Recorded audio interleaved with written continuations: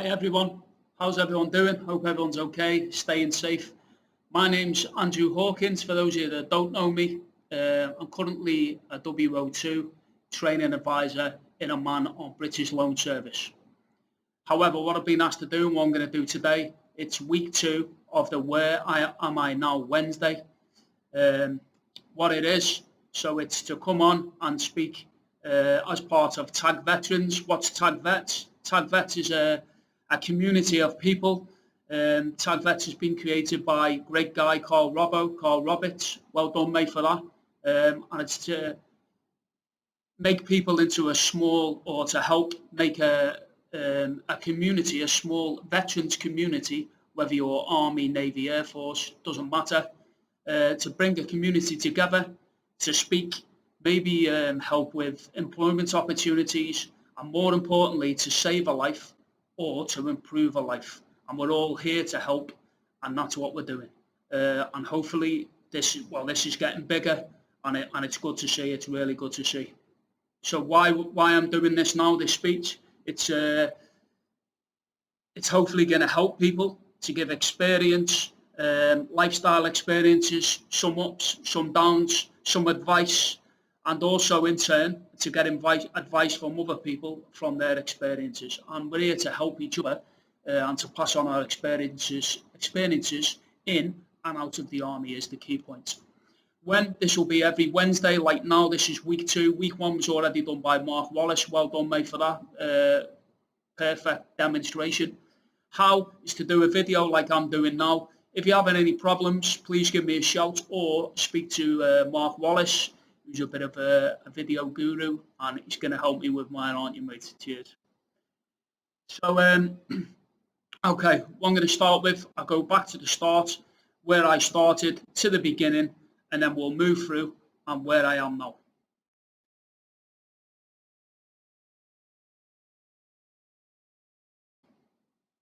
So the beginning, my Army career. I joined the Army after finishing school, high school, at 17 and 3 months to be exact, in 1996, in January 21st, 1996. I joined the ever glorious 22nd Cheshire Regiment Infantry, 1 Cheshire. Now, obviously, is now the Mercian Regiment. I've done several operational tours with them, 4 Northern Ireland tours operational, 2 6-monthers, 2 2-year Lowmont Battalion once.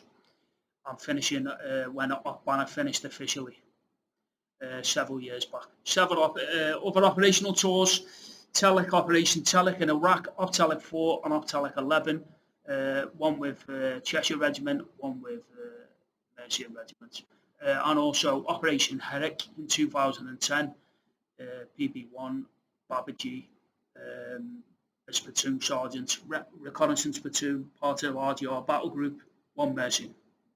I've now currently completed over 23 years service and will be 24 years complete with Veng. For those of you that don't know what Veng is, it's 2 years extra should you want it on the top of your 22 years to try and get extra rank, or just for the extra 2 years. If you need to know more about that, speak to your RCMO, BCMO equivalent. So it will be 24 years for me this November, and then I'm out, and we'll speak about that later on. Fears, worried about things.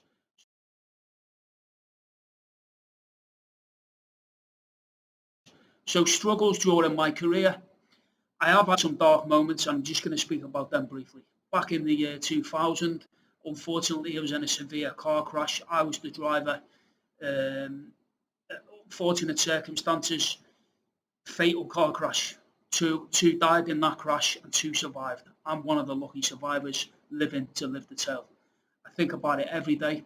I've got a lot of scars here, also here, abdominal injuries. I'm very lucky to be alive, and I can tell the tale, and I can actually speak about it. So I was in hospital for over 50 weeks in total, some in Royal Hassel Hospital, Gosport, where I had many operations, was in ICU, intensive care unit for a long time, flew at sea level from Cyprus to Gosport. Then got transferred to a burns unit. Very lucky to be alive.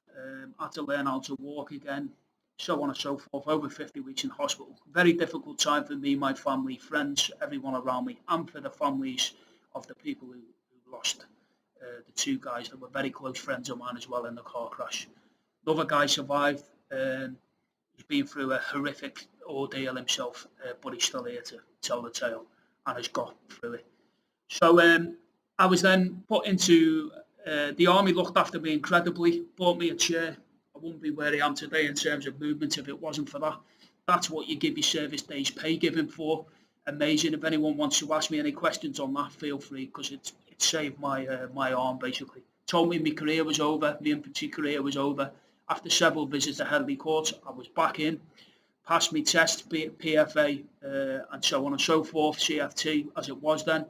2 years recruitment team, still Cheshires then. And then, so for me, the physical side took over first, got through that, and then the psychological side started to kick in. Horrific nightmares, so what? Thinking about what have I done this, what have I done that, why did I leave my mates in the car? They unfortunately died, the car exploded. So many guilt thoughts, going out, getting drunk, fighting, silly really, but I didn't know why I was doing it. Got psychological help, CPN, psychological nurse, helped me a lot, give me some different strategies to cope. One of the biggest coping mechanisms was fitness. Letting the endorphins out, control fitness, and it's helped me a lot. So I then met, was speaking with on the recruitment team, my sergeant at the time, Ronnie Wilden. Thank you, mate, amazing guy. Was going to leave the army, and he helped me, sat me down, and give me an inspirational chat, hopefully like I'm doing now. And he convinced me to stay in. I then got on my career, got through, done juniors, junior Brecon, senior Brecon, all them difficult courses. Also done light roll recce commanders course, done well on that. I moved on with my career, got on with my life, turned the page, got on with it. Still think about things, but got on with that. Then second difficult time in my life was after Operation Herrick 12. Platoon sergeant, recce platoon in a command wire IED, 4 months roughly into the tour. Lost left index finger, damaged leg, but had a skin flap, amazing, saved me. Again, got through that, passed all my tests, managed to stay in, moved through. I was an instructor in Chicksands as a tactical intelligence instructor, then done assistant BCMO, career manager to Mercy in Dale Barracks, and now advisor, training advisor in Oman for Omani Army, and I've got through it basically. It was very difficult. I've had some very dark times in 2015. Again, went to see the CPN as I was struggling, getting very angry, drinking a lot, very angry. So yeah, I got help, got put back, managed to control it again. And here I am now. So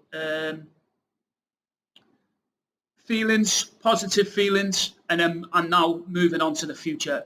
So all I would say from that is don't sit in silence. Please, everybody, you know yourself, you know who you are. If you're feeling different, for me, my family told me, go and get help, get back on the straight and narrow. Difficult to be around like that. If you trust people, speak to them. Go and get psychological help if you require it, or just reach out to somebody who's been in that situation. And I'm going to speak about that more, hopefully with Visit Vets, which is a future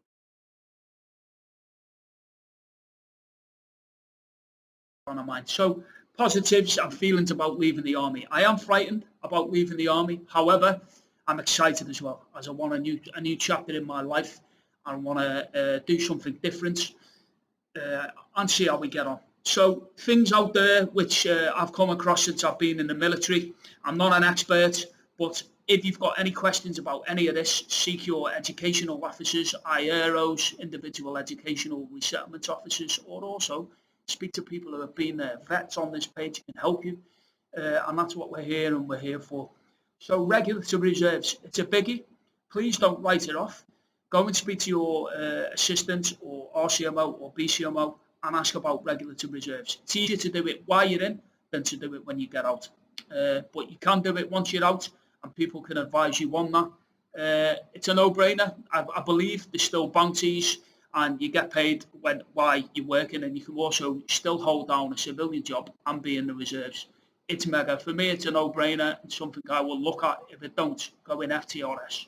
FTRS, full-time reserve service. There's 2 contracts. I don't know everything about it. One lets you keep your pension, your monthly pension, if you've done long enough to have a pension, and still take the money monthly. Or there's the other side where you can meet your pension to make up your wages. Again, I'm not an expert, but it's a great job for you if you choose to do that and you still don't want to let go of the green suit. For me, 24 years, I can't just let go. I'm going to do it slowly but surely. I've got many ideas. I'll come on to one in a minute. Transferable skills. Everyone, no matter whether you're a private all the way up to warrant officer, WO1, whatever, LE, captain, everyone's got transferable skills. Again, ask your educational officers about this. Me, I've got diplomas in leadership and management, which never used to be available, and now they are. So please ask again. We've got standard learning credits. I think it's around £150. If you don't use it, guys, ladies, you will lose it. So please ask about it. You can use that towards a course. I'm currently doing information technology essential skills, IT skills level 2, which is equivalent to, for those that know it, the European computer driver license level 2. It's great. Who doesn't use computers after the army nowadays? Everyone does. So it's good, and it's free pretty much. I think I put £40 towards mine, and that's it. I've used it 3 times in 24 years. So please use your standard learning credits. It's mega. It's a free course every year. Enhanced learning credits, again, depending on how long you've done, you can potentially have £2,500 to use to go and do a course. It's mega. Again, speak to your BCMO, RCMO equivalent, and they will guide you. So now, what I want to speak about is an idea I've had. I would like to, and I'm trying, speaking to Carl Roberts at the moment, I had a great chat yesterday, I'm trying to develop a team, a regional team, that visits vets after the departure from the army. Why? We're having an increase in suicide, unfortunately. We've been raising the awareness by doing the 25-day press-up challenge, which has been mega, by the way. We want to keep doing that.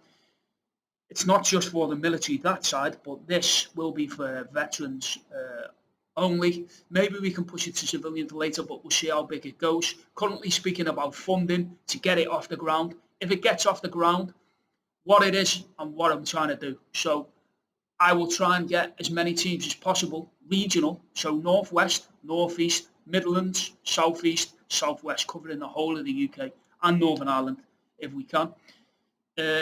And what it is, we will have small teams, like the size of a welfare team, 2 to 4, that will go and visit ex-vets that are in this group or reach out to us that are in TAG Veterans or part of TAG International, and we will go and visit them and make sure they're okay.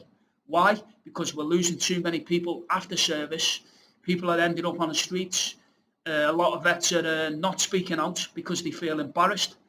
At least if we do these visits, we can see if people are in a bad place and we can help them. We can point them in the right direction, just like a welfare team does. And more importantly, because we are ex-servicemen and women, we've been there, we understand. We haven't been in all the situations that you may be now, but we can help and point you in the right direction. We've got experience, so all the people that are on this page in TAG Veterans have got some military experience in some way, shape or form, and can sit there in front of someone and say, yeah, I get it, mate, or I get it to the ladies. I understand. Hopefully we'll get ladies on board as well. I can speak to fellow veteran females and get the point across. So that's what I'm trying to do. Failing that, I will be hopefully looking at an FTRS job. So I'm very excited about that. Yeah, I am a little bit, not frightened, but I have got some sensitive feelings about it. But yeah, that's my plan. That's where I am now, where I am Wednesday. It's been an interesting career. It's been amazing. I am looking to move forward, and I am very excited about Tag Veterans. Please stay tagged in, as Robbo keeps saying to us, and more importantly, save a life and improve a life. That's what we're trying to do. We're in this together. As we know from our military careers, we never leave anyone behind, male or female. We're in it together, no iron team. Please come forward and speak to us if you need anything. Get in touch with me on here. We're all here to help. I'm in the same boat as people that are leaving the army. So please, if anyone's got any advice for me, please feel free to help me on any job prospects, anything like that. Please give me a shout. Thank you very much for your time, and look forward to speaking to some of you soon. I'm looking forward to more coming forward from here, from Tag Veterans Group, for week 3 next week. Stay safe, everyone. Thank you very much. Any questions, get in touch with me. Stay safe. Take care. Well done.